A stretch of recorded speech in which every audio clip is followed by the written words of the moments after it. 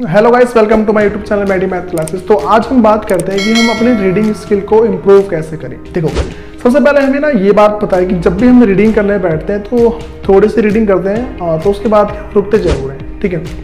या फिर हम क्या कि कुछ दिन तक रीडिंग कंटिन्यूसली करते हैं उसके बाद भी हम रुक जाते हैं, या फिर किसी भी रीज़न से हम क्या है कि रीडिंग करना छोड़ देते हैं। या फिर मान के चलो कभी कभार ऐसा होता है, जैसे मान लो जो बच्चे अपने 10th स्टैंडर्ड में या फिर क्या है कि किसी भी हाई स्टैंडर्ड में या फिर मान के चलो कि किसी कॉलेज के अंदर है या फिर कोई से भी स्टडी कर रहे हैं, उनकी रीडिंग स्किल अगर अच्छी नहीं है तो ये मान के चलो कि जो अगर वो अपनी आगे कोई सी भी हायर एजुकेशन करना चाहता है तो उसमें ज़्यादा इंप्रूवमेंट नहीं ला पाता है, ठीक है।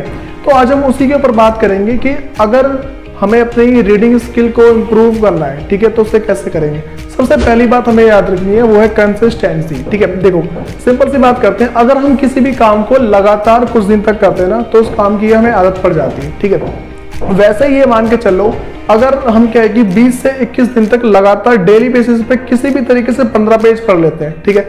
एक बार बैठ जाओ, 15 पेज पढ़ के उठो, ठीक है। और देखो, अपना क्या है कि पहली बात हमें याद रखनी है कंसिस्टेंसी के बारे में, कि हमें क्या है कि कम से कम 20 से 25 दिन तक लगातार क्या है कि बुक पढ़ते जा रहे हैं, ठीक है। दूसरी बात जो हमें याद रखनी है वो ये है कि देखो, जब भी तुम बुक पढ़ते हो ना तो एक कोई सा भी हाइलाइटर लेके बैठो। देखो, बहुत सारे वर्ड ऐसे होते हैं जिसको हम क्या ढंग से बोल नहीं पाते हैं, ठीक है। तो उससे हम क्या है, सबसे पहले हम इसको क्या है कि अंडरलाइन करना है, ठीक है। देखो, बहुत सारे से नए नए वर्ड हमारे सामने क्या आते रहते हैं, जब भी हम जितने हायर स्टडी करते हैं उसमें क्या नए नए वर्ड आते जरूर है। तो उस नए वर्ड को समझने के लिए हमें क्या उसे हाईलाइट करना होता है। फिर किसी भी पेंसिल से हमें क्या है कि उसके नीचे या फिर कहीं साइड में एरो लगा के उसके बारे में लिख रहे हो कि हाँ भाई इसका मतलब ये है, ठीक है।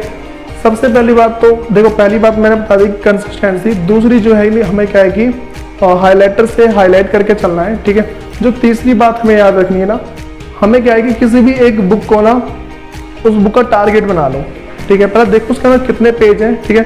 उसके हिसाब से पर डे के हिसाब से 15 पेज या फिर 20 पेज जितना तुम पढ़ सकते हो उतनी कैपेसिटी रखो, ठीक है। ये ध्यान रखना है।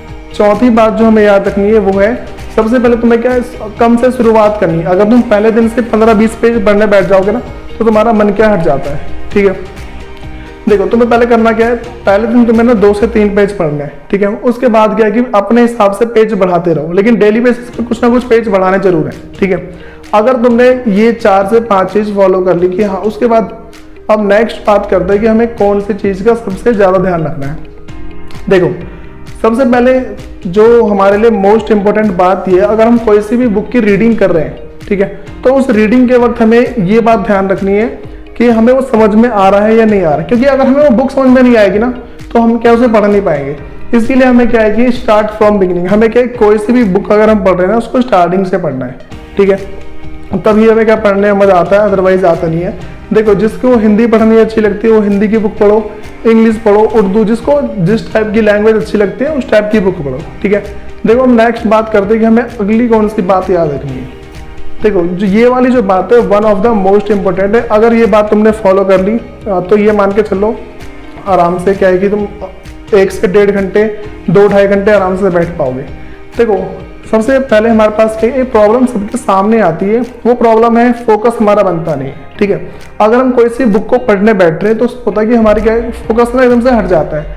अब उस फोकस को वहां पे कांस्टेंट रखने के लिए हमें करना क्या है, कोई सा भी इंग्लिश का अखबार उठा लो, ठीक है। इंग्लिश के अखबार के अंदर ना एक पेंसिल से या फिर पेन से जितने भी तुम्हें ई दिखता है, ठीक है, जो ई लेटर है ना, जो अल्फाबेट में हमारे पास ई है, उसको क्या तुम्हें सर्कल करने हैं, जितने भी, एक भी छूटना नहीं चाहिए, ठीक है। कम से कम 2 से 3 पेज उस पर क्या सर्कल कर लो।